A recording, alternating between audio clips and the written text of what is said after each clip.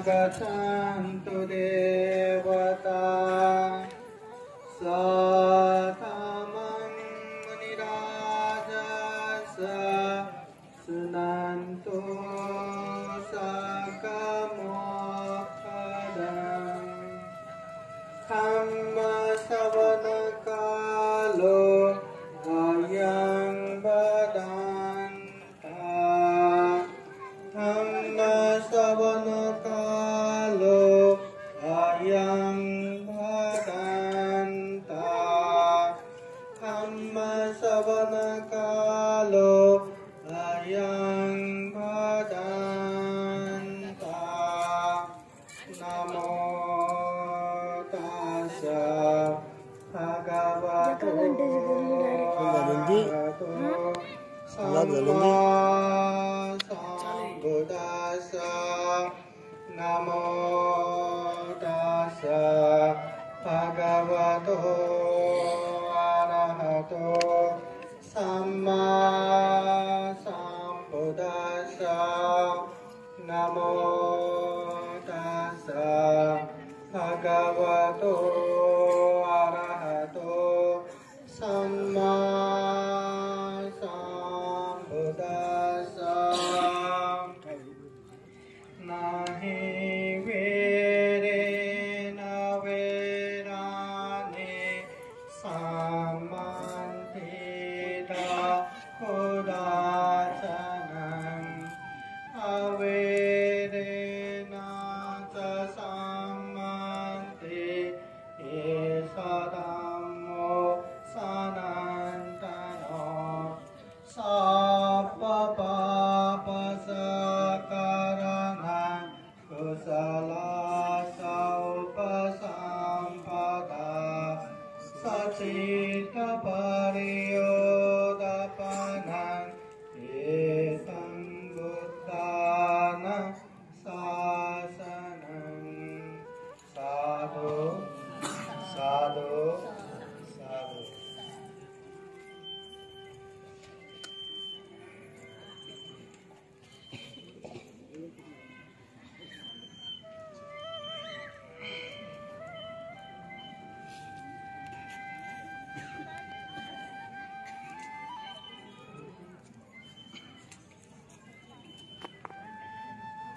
महाकारुणिक तथागत भगवान बुद्ध को त्रिवार वंदना।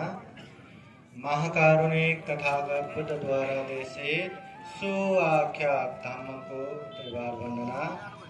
महाकारुणिक तथागत बुद्ध के सुप्रतिपन्न आर्य श्रावक संघ को त्रिवार वंदना। परम पूजनीय बोधिसत्व डॉक्टर बाबा साहब अम्बेडकर आज के विशेष 22वां विशाल बौद्ध धम्म परिषद में उपस्थित पूजनीय भिक्षु संघ में ज्येष्ठ और विशाल बौद्ध धम्म परिषद के आयोजक पूजनीय भिक्षु यश प्रज्ञा बोधि महाथेरो भंते जी,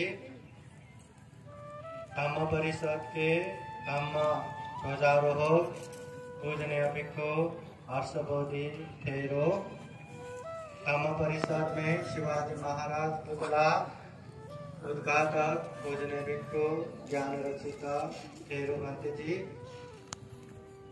औरंगाबाद भिक्षु संघ के अध्यक्ष पूजनीय भिक्षु करुणानंद थेरो, सचिव पूजनीय भिक्षु धम्मबोधि थेरो, पूजनीय भिक्षु मनायु थेरो, पूजनीय भिक्षु धम्मानंद सागर बोधि अतदीप प्रमुख, उपस्थित पूजनीय भिक्षु संघ श्रामनेकन और श्रद्धा संपन्न बुद्धि संपन्न उपासक उपासिकाएं।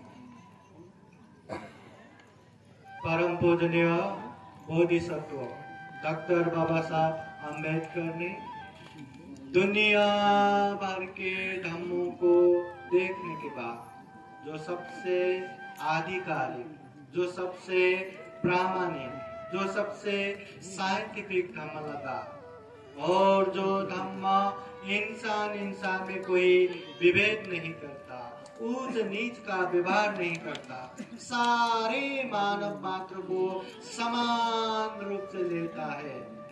ऐसे महान धम्म बुद्ध धम्म को न केवल उन्होंने खुद दीक्षा दिया, अपने लाखों लाख समाज को भी वो धम्म की दीक्षा दिया। तथागत बुद्ध कहते हैं, किच्चो मनुष्य पति लाभो किच्चो मज्जान जीवितम। ये मनुष्य जीवन प्राप्त होना बहुत ही दुर्लभ है। दुर्लभ जीवन में इंसान होके जीना ये भी दुर्लभ है, और ऐसे दुर्लभ जीवन में तथागत बुद्ध मिलना ये भी दुर्लभ है, और सद्धर्म सही धर्म मिलना ये भी दुर्लभ है। परम पूजनीय बोधिसत्व डॉक्टर बाबा साहब अम्बेडकर की वजह से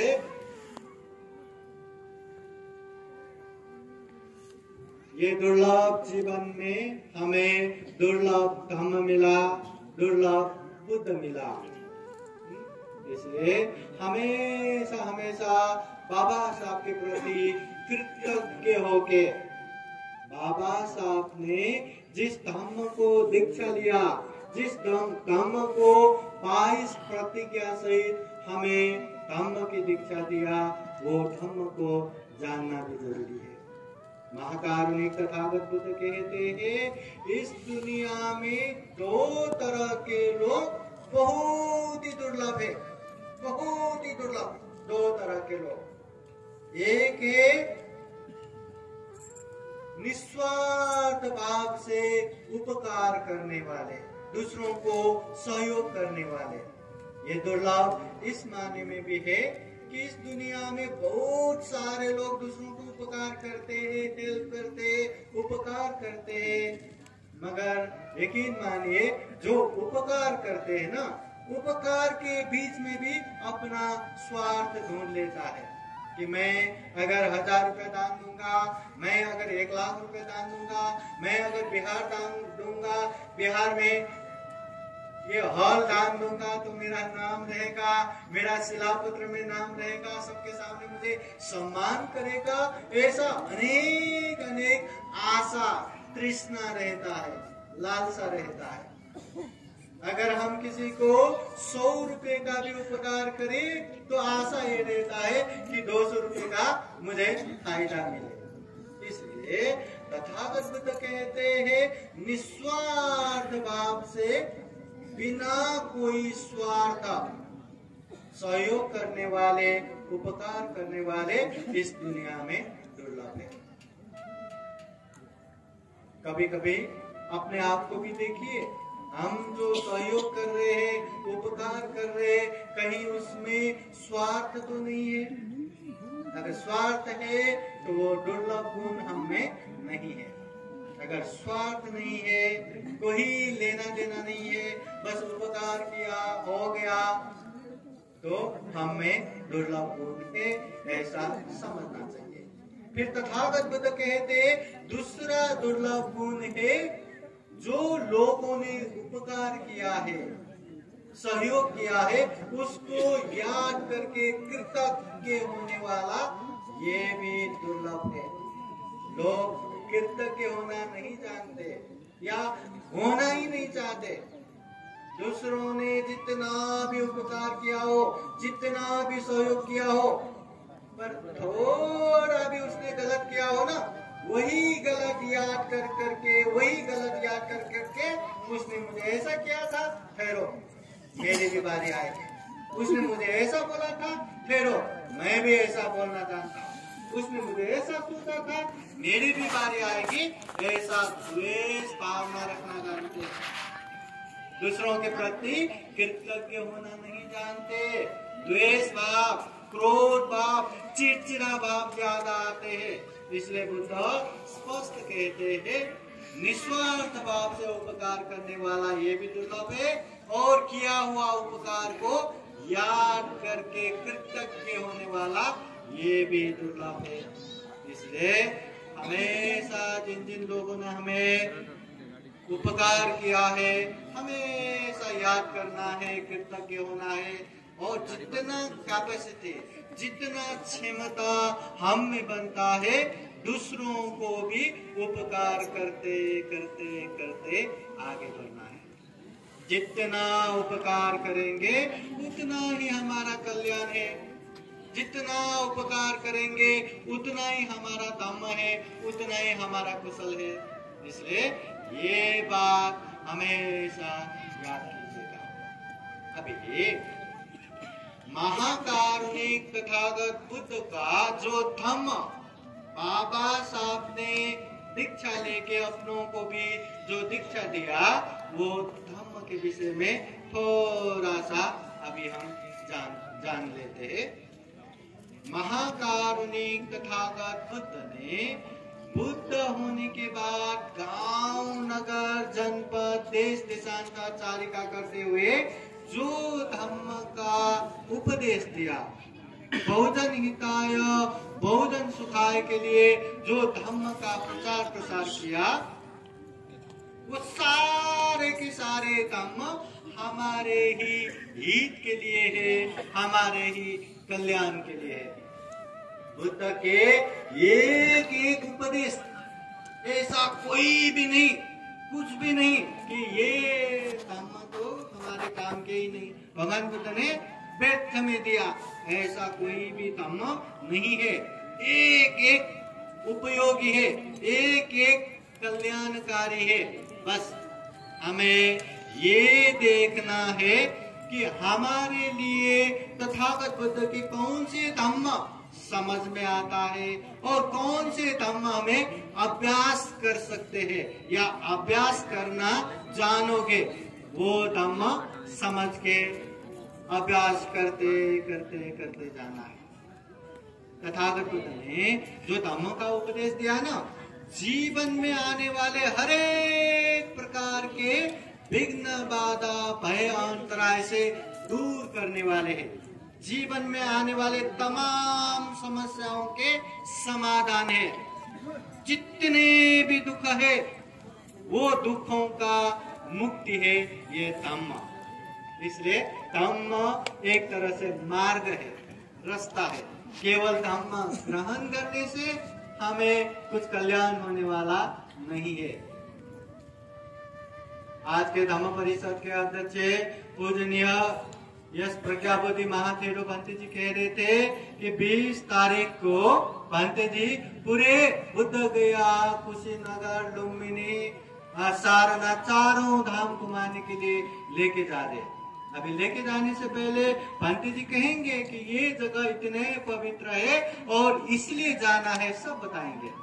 मगर उसको केवल ग्रहण करके हाँ समझ में आया लुम्बिनी कितना महत्वपूर्ण है, हाँ समझ में आया सारनाथ कितना महत्वपूर्ण है, बुद्ध गया कितना महत्वपूर्ण है, कुशीनगर कितना महत्वपूर्ण है, खूब समझ में आया करके हम यही उसका ही गुणगान करते रहेंगे, स्तुति करते रहेंगे, स्मरण करते रहेंगे, तो क्या हम वो जगह पहुंच सकते हैं? क्या हम वो जगह पहुंच जाएंगे? क्या नहीं। क्या ज्यादा ही वो चारों धामों का स्तुति किया, स्मरण किया, गुणगान किया करके वो चारों धाम लुम्बिनी स्वयं प्रकट होके हमें दर्शन देने के लिए आए, बुद्ध गया स्वयं यहाँ प्रकट होके हमें दर्शन देने के लिए आए, क्या ऐसा हो सकता है? क्या नहीं। अगर जाना है तो केवल समझ के लेना, जैसे समझ में आए उस तरह से चलना भी जरूरी है। चाहे भंते के पीछे चलो, चाहे खुद का कार लेके चलो, चाहे ट्रेन से जाओ, चाहे प्लेन से जाओ, अथवा कुछ न हो तो पाई ऐसे पैदल ही चले जाओ, पर चले तो जाओ। फिर हम बोल सकते हैं एक न एक दिन ये इंसान जरूर वहां पहुंचेगा। ये धम्म भी वैसा ही है। तथागत बुद्ध ने जो धम्म का उपदेश दिया, केवल आंखें बंद करके ऐसा किया तो ऐसा होगा, वैसा किया तो वैसा होगा, ये अच्छा होगा करके ऐसे आंखें बंद करके चिंतन मनन करके उपदेश दिया हुआ धम्म नहीं है। तथागत बुद्ध ने एक एक धम्म का स्वतः अभ्यास किया, उस मार्ग पे चले, वो मार्ग पे चलने के बाद देखते हैं मन का क्लेश खत्म हुआ, मन का मैल खत्म हो गया, दुख मुक्त निर्वाण प्राप्त हो गया, विमुक्ति सुख प्राप्त हो गया। तथागत बुद्ध में असीम मैत्री करुणा उत्पन्न होते हैं। ऐसे ज्ञान, ऐसे दुख मुक्त मार्ग लोगों तक भी पहुंचाना चाहिए। फिर तथागत बुद्ध सबको धम्म का उपदेश देते हैं। अभी तथागत बुद्ध ने ऐसे धम्म देश न दिया, हमारे बुद्ध ने, हमारे धम्म गुरु ने ऐसा उपदेश दिया करके तथागत बुद्धांचा विदेशु ऐसा ही करते करते करते बैठेंगे तो बुद्ध वहां पहुंचे, बुद्ध दुख मुक्त हुए। क्या हम दुख मुक्त होंगे? क्या ज्ञान प्राप्त करके लोगों को दिया हुआ ज्ञान को सबसे पहले अच्छे से जानना है, समझना है। ये तो पहला मार्ग हुआ। और जो धम्म को आप लोग जानेंगे, जो धम्म को आप लोग समझेंगे, उसको अभ्यास भी करना है, व्यवहार में पालन भी करना है। जिस तरह बुद्ध गया, जाना है तो चलना पड़ेगा ना, वैसे ही धम्म को भी पालन करना पड़ेगा। अगर पालन करेंगे तो जीवन में सुख भी आएगा, शांति भी आएगा, आनंद भी आएगा। अगर बुद्ध गया चलेंगे तो एक दिन पहुंचेंगे, उसी तरह धम्म का अभ्यास करेंगे तो एक दिन न एक दिन हमें भी वो विमुक्ति सुख, वो दुख मुक्त निर्वाण प्राप्त होगा ही। इसलिए तथागत बुद्ध धम्म परियति प्रतिपत्ति प्रतिवेद के रूप में उपदेश देते हैं। परियति धम्म, ज्ञान को अच्छे से जान लो। प्रतिपत्ति धम्म, जो जाना है वो धम्म को अच्छे से अभ्यास करो। प्रतिवेद धम्म, अच्छे धम्म को जान के अभ्यास करेंगे, पालन करेंगे तो अच्छे मार्ग फल भी पहुंच जाएंगे, अच्छे मार्ग फल भी प्राप्त होगा। चाहे वो श्रोतापति हो, सकितागामी हो, अनागामी हो, अरहत हो, प्राप्त होगा। इसलिए तथागत बुद्ध ने जो धम्म का उपदेश दिया, एक तरह से एक नाव की तरह है। तथागत बुद्ध के वाणी संग्रहित जो धम्म ग्रंथ है, त्रिपिटक, सुत्त पिटक, विनय पिटक, अभिधम्म पिटक, वो सुत्त पिटक में भी 5 निकाय है। दीघ निकाय, मध्यम निकाय, अंगुत्तर निकाय, खुदक निकाय, ये संयुक्त निकाय, 5 ग्रंथ है। वो 5 ग्रंथों में ये मध्यम निकाय के अलग रूपम सूत्र में तथागत बुद्ध कहते हैं धम्म एक नाव समान है। नाव का काम क्या है? बड़े बड़े सागर हो, नदी हो, जो हम सामान्यतः वो सागर पार नहीं कर सकते, वो नाव के जरिए हम पार करते हैं। वैसे ही दुनिया में अनेक अनेक दुख पड़ा है, वो दुखों से मुक्त होने के लिए ये धम्म है। तथागत बुद्ध एक उदाहरण देके समझाते हैं। कोई एक इंसान जंगल के मार्ग पे चल रहे हैं, कोई एक इंसान जंगल के मार्ग पे चल रहे हैं। अभी जंगल का रास्ता बोले तो कभी कभी लोग वहां चलते हैं, इसलिए वो रास्ता भी हो न हो जैसा ही हमेशा चलते हैं तो रास्ता अच्छे से दिखाई देता है। चलना छोड़ दिया तो रास्ते में अनेक तरह से घास, पेड़, पौधे उग जाएंगे, रास्ता भी खत्म हो जाएगा।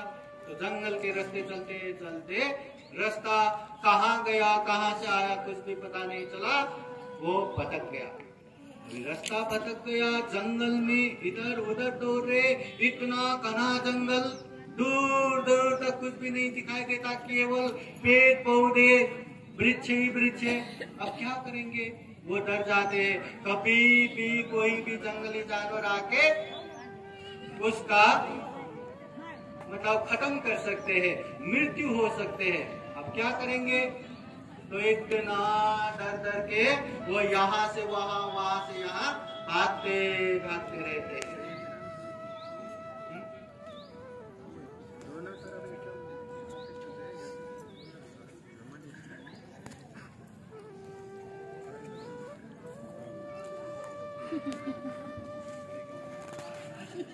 तो जंगल के मार्ग में भटकने के बाद अभी वो इंसान इतना भयभीत हो जाता है, इतना डर जाते हैं कि जैसे जैसे अंधेरा हो जाएगा कोई भी जंगली जानवर आके उसको खत्म कर सकता है। वो डर के मारे इधर से उधर, उधर से इधर भागते भागते रहते, पर करे तो क्या करे, रास्ता दिखाई न देता, तो ऐसे भागते भागते भागते भागते उसके किस्मत वो जंगल के किनारे पहुंच गए। अभी जंगल के किनारे पहुंचने के बाद वो देखते हैं कि वहां बहुत बड़ा नदी है, और नदी के उस किनारे देखते हैं वहां कोई भी दुख नहीं, भय नहीं, त्रास नहीं, वहां आराम ही आराम है। और जिस किनारे वो खड़े हैं देखते हैं इतना भयानक जंगल, कभी भी कोई भी जंगली जानवर आके उसको खत्म कर सकता है। अब करे तो क्या करे,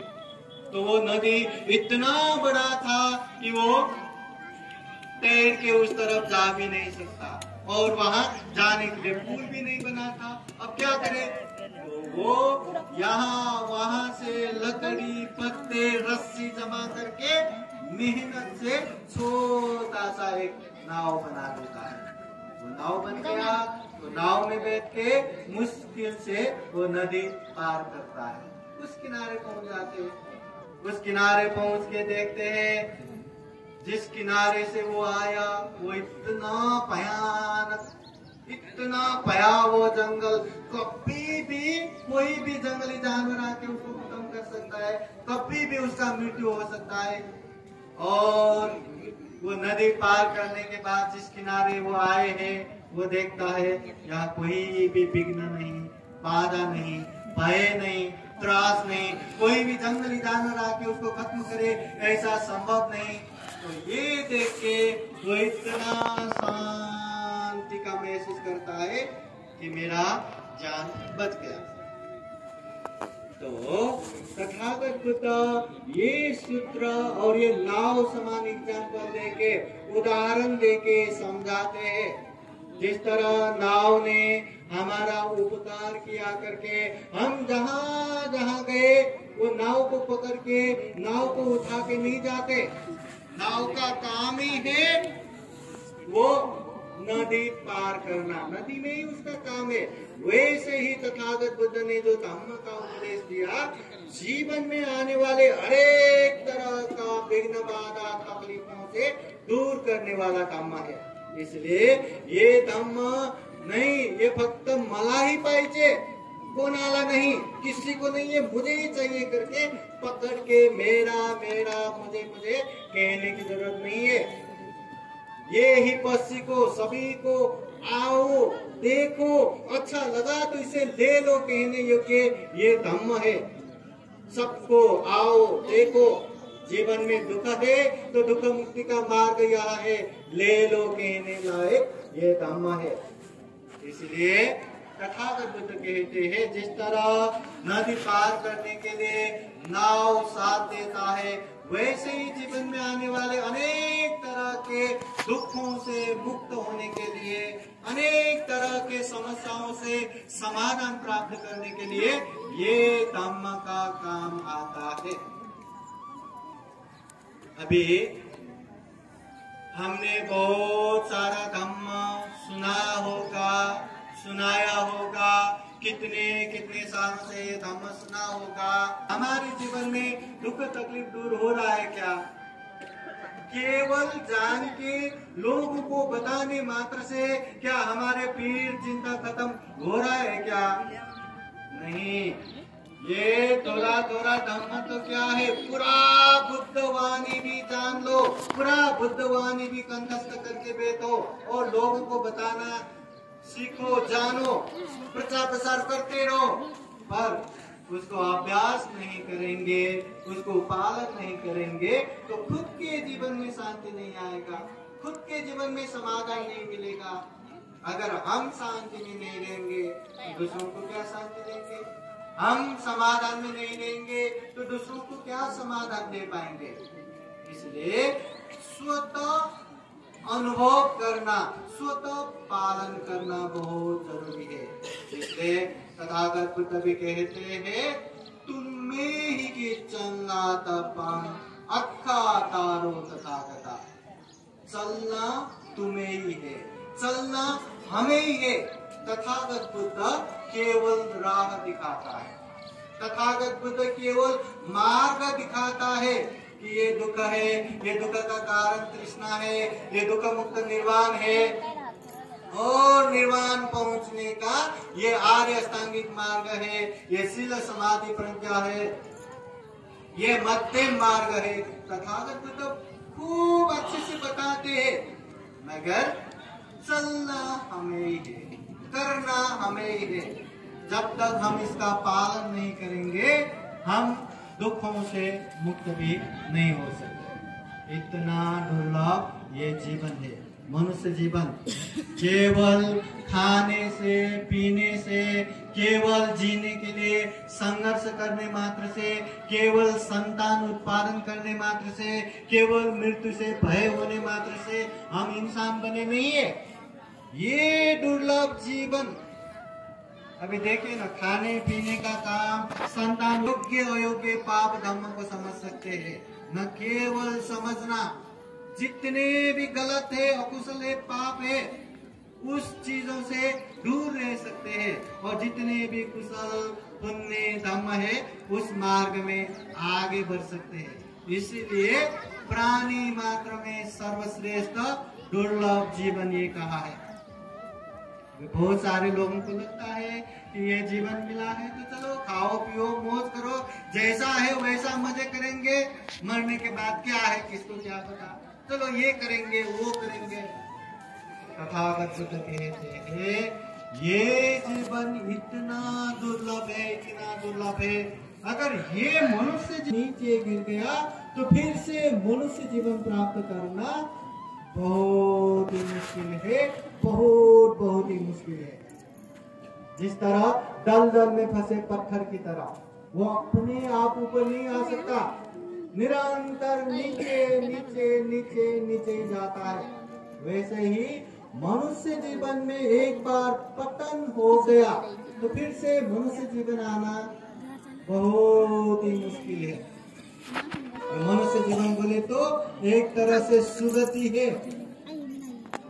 ये सुगति, हम चाहे तो पापों से अलग हो सकते हैं, हम चाहे तो पुण्य कार्य में आगे बढ़ सकते हैं, हम चाहे तो खूब सारा पुण्य धर्म कर सकते हैं।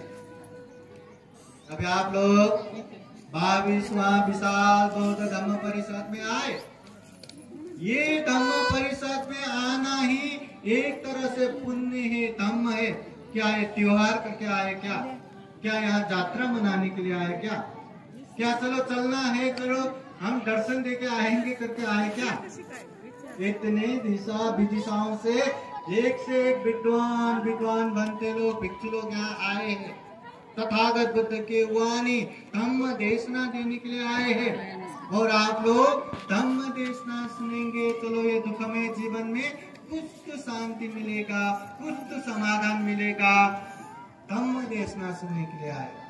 अरे माहौल तो अच्छा है, पुण्य का माहौल है, कुशल कर्म का माहौल है, पर ऐसे माहौल में भी आप लोग चलो गर्म हो रहा है, चलो खाना खाने को हो गया क्या, चलो यहाँ जाना है, चलो वहाँ जाना है, ऐसे ही तलमल करते रहेंगे, ऐसे ही बेचैनी व्याकुल होते रहेंगे, तो कहाँ पुण्य होगा? क्या लेके जाएंगे यहाँ से, है ना? अच्छे से धम्म सुनेंगे तो ये धम्म आप लोगों को जीवन भर काम आएगा। एक बार ये जो खाना मिलता है ना, ये कुछ समय के लिए, दोपहर तक, रात तक ही काम देगा, मगर ये धम्म समझ में आया जिंदगी भर काम देगा। इसलिए जितना हो सके धम्म को सुनना है, ग्रहण करना है, और उसमें जो जो अच्छा लगा, जो जो पालन कर सकते उसे पालन भी करना जरूरी है। अभी यहाँ जितने भी भंते लोग उपदेश देंगे, सारे भंते लोग यही तो बोलेंगे ना, अच्छा करना चाहिए, बुरा नहीं करना, कुशल करना चाहिए, अकुशल नहीं करना चाहिए, यही तो उपदेश देंगे ना। हाँ, अनेक उदाहरण दे दे के, अनेक बुद्धवाणी को आगे रख रख के यही उपदेश देंगे, पर आप लोगों को समझना पड़ेगा। जिस तरह फिर जाके आप लोग अभ्यास कर पाएंगे, फिर जाके आप लोग पालन कर पाएंगे। इसलिए एक धम्म का माहौल हमेशा बनाते रहना चाहिए। अब ये दुर्लभ जीवन का एक प्रसंग समझाने के लिए ये बौद्ध साहित्य में एक घटना आता है। विशाल समुद्र में एक बांस का टुकड़ा पड़ा है, उसमें छोटा सा छेद है, और वही समुद्र में एक कछुआ रहता है जो आंखों से अंधा है, और वो भी 100 साल में एक बार ही अपना सर ये सतह में निकालता है, फिर 100 साल तक समुद्र के नीचे पानी में ही रहता है। तो तथागत बुद्ध पूछते हैं, वो बांस के छेद में वो अंधे कछुआ अपना सर उसमें डाले, क्या ये संभव है क्या? इतना विशाल समुद्र, जो वो बांस के टुकड़े भी एक ही जगह नहीं रहता, वो कछुआ भी एक ही जगह नहीं रहता, 100 साल में एक बार सिर उठाने वाला वो कछुआ अपने सर वो बांस के छेद में रखे, ऐसा संभव है क्या? संभव ही नहीं, संभव ही नहीं। पर तथागत बुद्ध कहते हैं, चीर काल तक वो बांस का टुकड़ा नाश नहीं हुआ, चीर काल तक वो कछुआ जिंदा रहा, तो वो समय भी जल्दी ही आएगा जब वो अंधे कछुए अपना सर वो बांस के टुकड़े में रखेगा। मगर एक बार मनुष्य जीवन से पतन हो गया तो फिर से मनुष्य जीवन प्राप्त करना उससे भी कईयन ज्यादा मुश्किल है, असंभव है, बहुत ही मुश्किल है। मुश्किल क्यों है? अभी देखिए ना, हम इंसान, जैसे हमने कहा, ये दुर्लभ है, ये अमूल्य है, ये सर्वश्रेष्ठ है, हमें चिंतन मनन शक्ति है, विवेक बुद्धि है, प्रज्ञा है, हर अच्छे हर बुरे को हम समझ सकते हैं, और ये भी समझ सकते हैं कि बुरे से दूर रहना चाहिए, अच्छे में आगे बढ़ना चाहिए। सर्वांग समझते ना, सबको समझते ना ये बात, फिर भी अच्छे करना है करके करने वाले कितने हैं? बुरे से दूर रहना चाहिए करके दूर होने वाला कितना है? तथागत बुद्ध नख में धूल लेके पूछते भिक्षुओं को, भिक्षुओं बताओ, मेरे नख में धूल ज्यादा है या पृथ्वी में ज्यादा धूल है? भिक्षु लोग आराम से बताते हैं, सारा पृथ्वी धूल ही धूल से भर पड़ा है, आपके नख में तो क्या धूल है? आपके नख में बहुत ही कम न्यून गौण ही धूल है। तो उस समय तथागत बुद्ध कहते हैं, जिस तरह मेरे नख में थोड़ा ही धूल है, वैसा ही दुनिया में अच्छे धम्म को जानने वाला, अच्छे धम्म को जान के पालन करने वाला, अच्छे धम्म जान के पालन करके अच्छे परिणाम को प्राप्त वाला, बाकी अच्छे धर्म को ना समझने वाला, समझ भी लिया तो पालन न करने वाला, पालन भी किया तो उसे परिपूर्ण ना करने वाला, ऐसा लोग बहुत ज्यादा है। मतलब धम्म करना है ये पता है, धम्म करना चाहिए ये भी पता है, पाप नहीं करना चाहिए ये भी पता है, पाप करने से दुख ही होगा, पीड़ा ही होगा ये भी पता है, फिर भी हम कितने पानी में है सबको पता है, हम कितना अच्छा कर रहे हैं, हम कितने बुराई से दूर हो रहे सबको पता है। इसलिए इतना दुर्लभ जीवन मिला है, पाप धर्म हम समझ सकते हैं, हम चाहे तो पाप से दूर हो सकते हैं, हम चाहे तो पुण्य में आगे बढ़ सकते हैं, हम चाहे तो दुनिया में किसी को भी दुख दिए बिना निर्दोष जीवन जी सकते हैं। इंसान छोड़ के कोई भी प्राणी निर्दोष जीवन नहीं जी सकता। तो इतना दुर्लभ जीवन प्राप्त होने के बावजूद भी हम अच्छे करेंगे, बुराई से दूर रहेंगे, ये मेहनत नहीं करते। मेहनत भी किया तो परिपूर्ण रूप से आगे नहीं बढ़ सकते, और हम भी गलत अकुशल पाप करके सर के बल दुर्गति में पतन हो जाते। तो मनुष्य पतन होने के बाद वो पशुओं को, वो पंछियों को, वो जीव जंतुओं को कहाँ पाप धर्म का समझ, कहाँ कुशल अकुशल का समझ, और जिसको समझ ही नहीं आता वो कहाँ पाप से बचेगा, कहाँ वो पुण्य में आगे बढ़ेगा, और कहाँ वो पुण्य करके सुगति आएगा। इसलिए तथागत बुद्ध कहते हैं, एक बार मनुष्य जीवन से पतन हो गया, फिर से मनुष्य जीवन प्राप्त करना बहुत ही दुर्लभ है। इसलिए इतनी दुर्लभ जीवन में बहुत ही सजग होके, सचेत होके हमें धम्म कार्य करना है। जब भी मौका मिले, चाहे बौद्ध धम्म परिषद हो, चाहे कहीं भी कार्यक्रम हो, जब भी मौका मिले धम्म देशना सुनना चाहिए। कोई मन में संदेह हो तो धम्म चर्चा करना चाहिए, और जो भी समझ में आए उसे पालन करते भी जाना चाहिए। केवल जान के हमें फायदा होने वाला नहीं है।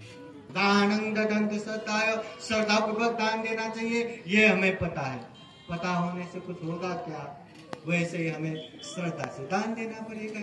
शीलं रखन्तु सर्वदा, हमेशा हमेशा शील पालन करना चाहिए, ये भी पता है, पर हम शील ही पालन नहीं करते तो कहाँ कल्याण होगा। पावनाभिरता होन्तु, मन को परिशुद्ध करने के लिए ध्यान भावना करना चाहिए, ये भी पता है, पर कभी हम ध्यान ही नहीं करते तो कहाँ कल्याण होगा। इसलिए हमें पालन भी करना जरूरी है। जितना हम पालन करेंगे, जितना हम अभ्यास करेंगे, उतना ही कल्याण होगा। एक धम्म का माहौल बनाते रहना चाहिए। आप लोग मुंबई गए होंगे ना, मुंबई के लोकल ट्रेन पता है? वहां लोकल ट्रेन में उस सामने भी खड़ा रहो ना, ट्रेन में चढ़ने की जरूरत नहीं, पीछे वाले धक्का दे दे के आपको ट्रेन में बिठा देगा। तो उसी तरह हमें भी एक धम्म का माहौल बनाते रहना चाहिए। यकीन मानिए, दान देने वालों के बीच में रहा ना, भले ही आप लोग ज्यादा दान न दे पाए, बड़े बड़े बिहार के लिए जमीन या मूर्ति दान न दे पाए, थोड़ा दान तो ही दे दे। शील पालन करने वालों के बीच में रहा तो भले ही आप लोग अच्छे से ज्यादा शील पालन ना कर पाए, पर थोड़े शील तो पालन कर ही लेंगे। ध्यान भावना करने वालों के बीच में रहा ना, भले ही आप लोग 10 दिन 20 दिन 30 दिन के लिए शिविर में जाके ध्यान न कर पाए, पर थोड़ा ध्यान तो कर ही लेंगे। इसलिए एक धम्म का माहौल बनाते रहना चाहिए, और ये माहौल हमें ही बनाना है। हमारे लिए कोई आके चलो तुम्हें दान करने की माहौल बना देता हूँ करके बना के देगा नहीं, शील पालन करने का माहौल बना के देता हूँ ऐसा देगा नहीं, हमें ही करना है। दान देने की इच्छा है तो दान करने वाले के एक ग्रुप बनाइए। श्रद्धा से जहाँ दान देने की इच्छा है, या जहाँ दान देने से ज्यादा पुण्य मिलेगा, ऐसी जगह पे दान देते जाइए। शील पालन करना पसंद है तो शील पालन करने वालों का समूह बनाइए।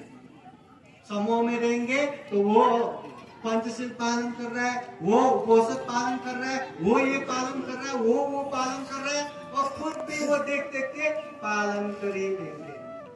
और ध्यान भावना करना इच्छा है तो ध्यान भावना करने वालों का एक माहौल बनाइए।